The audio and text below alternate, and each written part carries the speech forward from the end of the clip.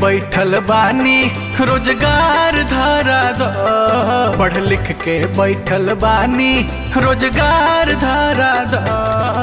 करी द कृपा मैया हमरो नौकरी लगा दो।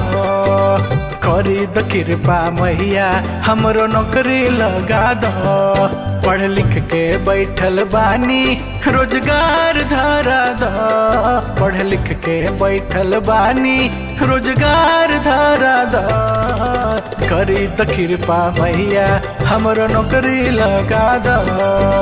करी द कृपा मैया हमरो नौकरी लगा दो।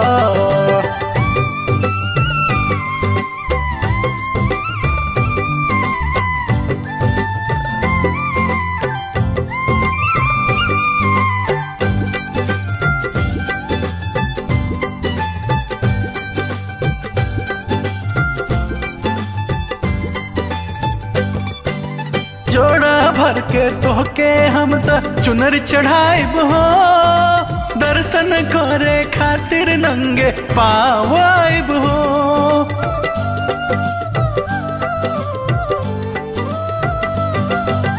जोड़ा भर के तोहके हम त चुनर चढ़ाइब हो। दर्शन करे खातिर नंगे पाँव आइब हो। बिनती सुनला हमरो असरा पूरा कर दा। बिनती सुनला हमरो असरा पूरा कर दा। करी द कृपा मैया हमरो नौकरी लगा दा। करी द कृपा मैया हमरो नौकरी लगा दा।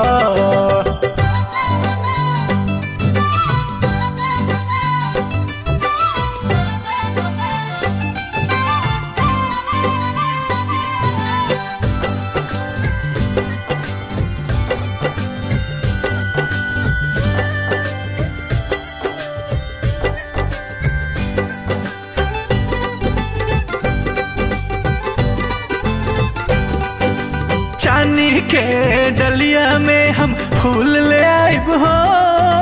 माई तोहरे चरण में सब दिन चढ़ाइब हो।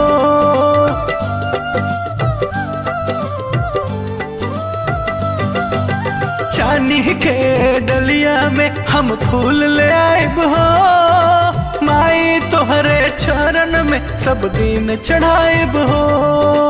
हमरो जिंदगी के मैया अंधेर मिटा दहो। हमरो जिंदगी के मैया अंधेर मिटा दहो। करी द कृपा मैया हमरो नौकरी लगा दो। करी द कृपा मैया हमरो नौकरी लगा दो। करी द कृपा मैया हमरो नौकरी लगा दो।